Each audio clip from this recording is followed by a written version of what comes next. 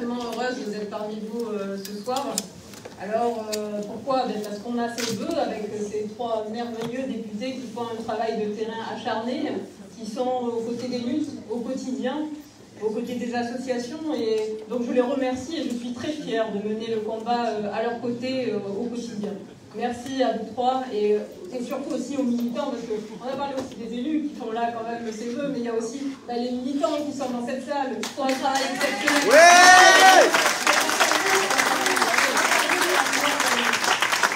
Maintenant, la question évidemment des retraites est une question centrale. Et c'est bien que nous commençons ces vœux avec cette réforme, parce que nous allons de fait rentrer en mouvement. Et nous en avons besoin de rentrer en mouvement.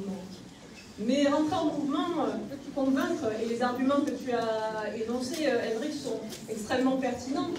Mais les Français sont déjà convaincus que cette réforme des retraites, ils n'en veulent pas. 80% des Français le disent clairement. La retraite en 64 ans, ils n'en veulent pas. Par contre, ce que nous allons avoir à faire, c'est que ces 80% de Françaises et de Français se mobilisent. Et c'est là l'enjeu. Et c'est là ce qui va être déterminant. Et donc, moi j'aimais bien le slogan que nous avions, qui était la lutte contre la réforme des retraites, mais aussi contre la vie chère. Pourquoi?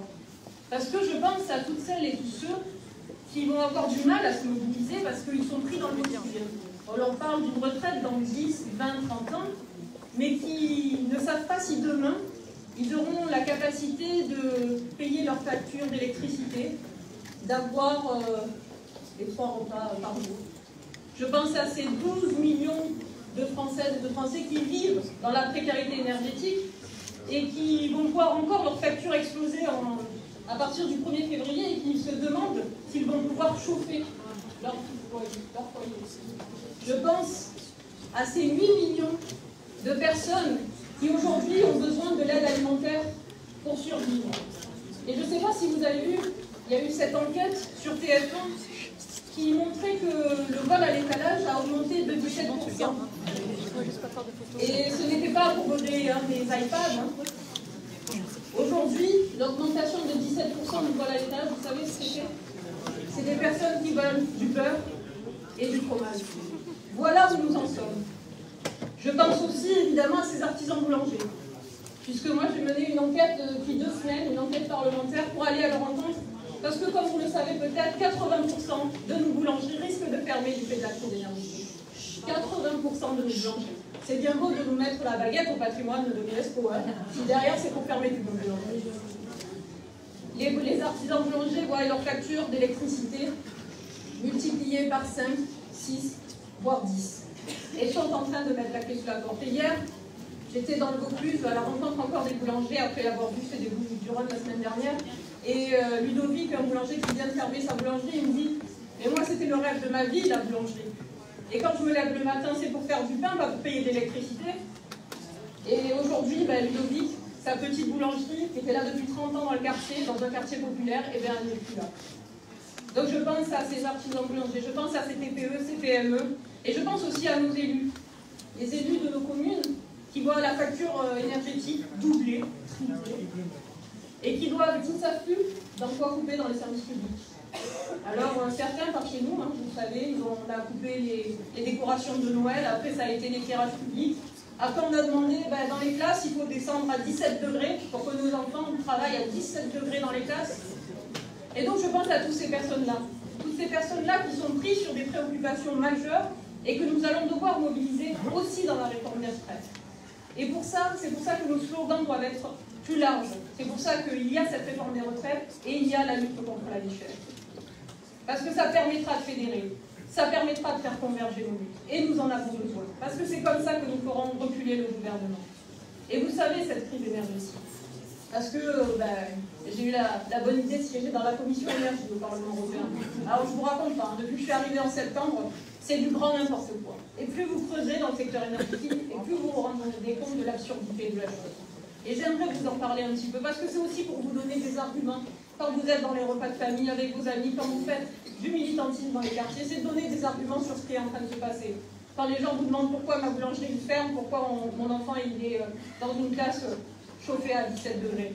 Eh bien parce que vous avez libéralisé le marché de l'énergie il y a plus de 10 ans. Plus de 20 ans même, j'ai le temps. Il y a 20 ans. Parce que l'Union européenne nous a demandé de libéraliser, de saccager nos monopoles publics de l'énergie. Et aujourd'hui, vous avez une espèce de marché absurde qui s'est mis en place, dont EDF revend de l'électricité à des fournisseurs, une cinquantaine d'acteurs privés qui se sont mis dans le panorama pour la concurrence. Vous savez, soi-disant, la concurrence allait faire en sorte que les prix diminuent. Non, aujourd'hui les prix explosent, mais par contre les acteurs privés, eux, se gavent. Ils se gavent énormément. Donc EDF revend à peu près 49 €, et je vous donne les chiffres, à 49 € le mégawatt, une électricité à des fournisseurs qui ne produisent rien, qui eux ne produisent pas d'électricité. Eux, ils prennent juste ce que leur donne EDF et vont se prendre un petit peu sur le marché. Pour vous la revendre à 500, 600, 1000 € le mégawatt, comme est le prix qu'on a été le prix de l'électricité au mois d'août. Donc, une électricité que vous reçoivez à 49 €, ils vous la vendent à 1000. Et après, on vous explique qu'on ne peut pas faire autrement. Parce qu'il faut garantir, il y a le marché, il faut que le marché continue, ce marché d'énergie. Et c'est totalement absurde. Et là, ça ne vous a pas échappé. Il y a eu 24 réacteurs à partir de l'été qui ont fermé. Donc EDF avait moins d'électricité. Et donc il a fallu qu'ils garantissent encore ces volumes d'électricité qu'il doit donner à ses concurrents pour qu'ils fassent la concurrence entre eux. Et donc EDF, il est allé acheter sur le marché de l'électricité au prix du marché. Donc si c'est 1000 €, il achète à 10 €, pour le revendre à ses concurrents 49 € et pour qu'eux, ils vous le revendent à 1000 €. C'est quand même incroyable.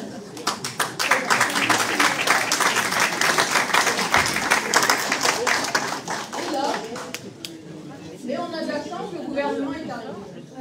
Il avait des solutions. Il a dit, bon, pour les TPE, PME, si vous avez moins de 10 salariés, si vous avez moins de millions de chiffres d'affaires, on va vous faire un plafond du prix de l'électricité à 280 € le mégawatt. Bah, c'est sympa, ça veut dire qu'eux, ils leur donnent toujours 49 € et ils vous le revendent 280, mais c'est une avancée majeure, visiblement. Et pour qu'ils vous la vendent à 280, comment on va faire? Et là, Bruno Le Maire nous a dit, on est en train de négocier parce qu'il faut qu'ils aient un peu la charge des fournisseurs et un peu la charge de l'État, quoi. Voilà. Donc en plus, c'est nous qui vont financer le fait de baisser les prix à 280 alors qu'on leur fournit déjà à 49 €. Vous vous rendez compte? On marche sur la tête. Et donc ça, il faut le dénoncer. Et ça, il faut le dire autour de vous, parce que la situation dans le secteur énergétique découle surtout. Ça veut dire que l'augmentation de toutes les matières premières qui en découle, c'est du fait de la hausse des prix de l'énergie. Donc aujourd'hui, c'est une bataille à mener également. Il faut évidemment nous combattre au même au Parlement, c'est de sortir de ce marché absurde du marché de l'énergie. Il faut qu'on retrouve le contrôle de la production et de la distribution d'électricité, que ce soit le secteur public qui gère, parce que l'énergie n'a jamais eu vocation à être gérée par des acteurs privés. Donc ce combat-là, il faut le mener en parallèle. Il faut que toutes les luttes convergent. C'est comme ça que nous allons y arriver. Et c'est comme ça que nous allons convaincre aussi. Donc montrer à chaque instant l'absurdité de ce qui nous est proposé, des dogmes ultralibérales qui sont prônés par l'Union européenne et qui sont appliqués par le gouvernement. On va se battre, les vœux combatifs, comme disait Sébastien, ça me va très bien, on va se battre. On va gagner aussi, d'ailleurs, les énergéticiens, et je sais qu'il y en a dans la salle, notamment de la CGT, qui ont gagné des luttes, justement, des luttes victorieuses, ils ont augmenté les salaires et ils se battront, et je sais qu'ils sont prêts, je les vois là-bas.